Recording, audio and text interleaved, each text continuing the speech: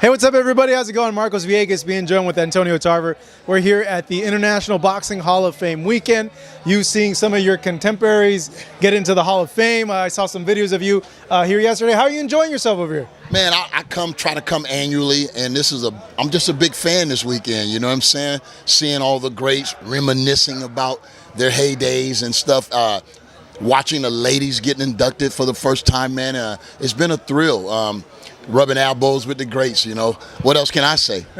What's been one moment here so far that stuck out to you? Well, you know, Layla, I've been a good friend of hers for years. I commentated one of her fights in D.C., so we've been friends a long, long time. I had a chance to meet Muhammad Ali through her a couple times, so you know, we've always been close. Her ex-husband is one of my best friends, Yahya McClain. I don't know if you guys remember him, but he was a cruiserweight champion as well. So Layla and I just always stay close. You know, she checks on me. I buy her seasoning, so you know what I'm saying? Yeah, we support each other. That's really cool, man. How is it when you see like Roy and Bernard over here? I haven't seen Bernard yet, but you know, Roy and I, we hang out together. We work together. We on ProBoxTV.com. The new boxing channel, so you got to tap in on that. But you know, it's respect at the end of the day, bro. We take none of this personal. These guys set the bar, and we all try to reach it. You know, that's our job. That's our duty to do that. So you know, it was a great rivalry with me and Roy. But like I said, he inspired me to do the things I did. You know, and it was never any hate or person. I just felt like I was deserving of my opportunity. And when I got my opportunity, I took advantage of it. So, you know, just like anybody else, you know, it's just sport. That's cool. That's cool to hear, because I know, like, as like maybe some fans would think like, oh, like are they cool? Like, look what you did to him. Like, you know, like over the years, it's cool to see the mutual respect between you guys. Yeah, it is. You know, we got to be grown men about it, man. You know what I'm saying?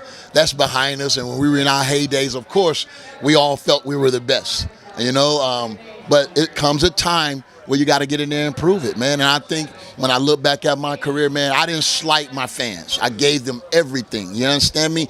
And even though the game never retired me, you know, I feel as if, you know, I've had a great career. You know, there's one, you know, sore spot in my heart that I never got a chance to fight for the heavyweight title. And, you know, that's the only thing, if I had to do, it would be that, bruh. Because I think I had more to give the game. I surely had more to give the game, you know what I'm saying?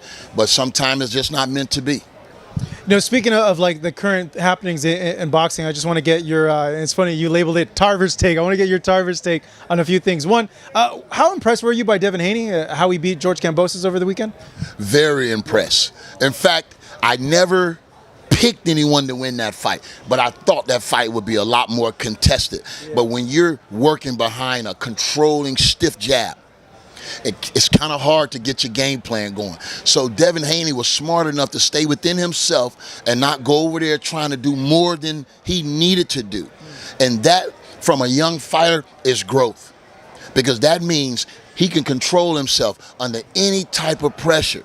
And that makes him dangerous, because he's going to be mentally in the fight for the whole 12 rounds. You know, I had a lot of fans wondering, like, how could George nullify that jab? Like, how can you do that? He got to get the lessons, bruh. You know, you got to make this guy miss. But if you can't make him miss with that jab, if you can't counter that jab or come over the top of that jab or catch that jab and parry from that jab, you at a major disadvantage. So he had to be able to put the pressure on, but make it come in with some movement, not just coming in straight. You know, you got to get your legs moving, bruh. You feel me? So a lot of these guys got to understand how to box, and people think that it could be simple if you do it right. But if you don't do it right, it can make a tough night of it. And Kambosos had a tough night of it. So what I saw is, if you don't engage with Kambosos, he can't make you engage. You understand? So he's at your mercy. And you don't want to be at anyone's mercy in that ring. You gotta be able to solve the puzzle within the 12 rounds. And he never was able to solve the puzzle. See, you gotta be able to make adjustments. You know, Floyd Mayweather talk a lot about that. You gotta be able to make adjustments 3 or 4 times in a fight. You just can't fight one way. You got to be water, baby. You feel me? That's right, yeah. Yeah.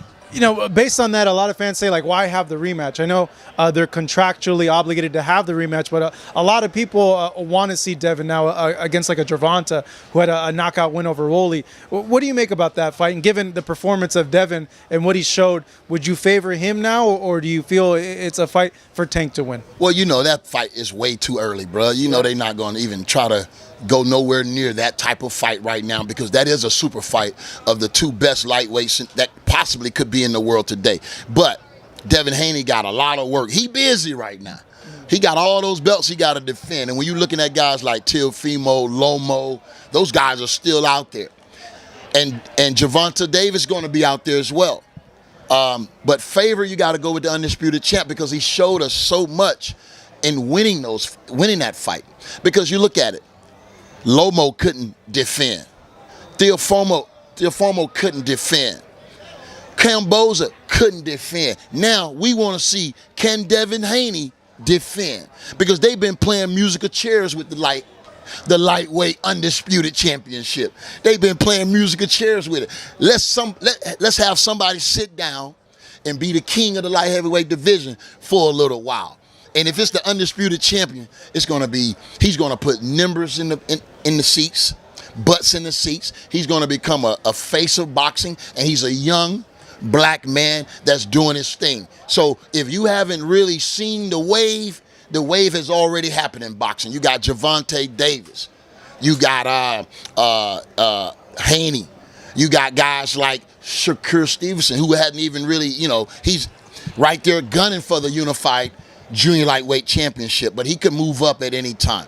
You just got so many young black Americans that's really moving this thing, man, moving the needle, and I like to see it. I love to see it. Thank you so much for watching this video, and make sure to subscribe for more videos of your favorite fighters over here on Fight Hub TV, and give us a follow online as well at Fight Hub TV on Twitter and on Instagram. We appreciate it, guys.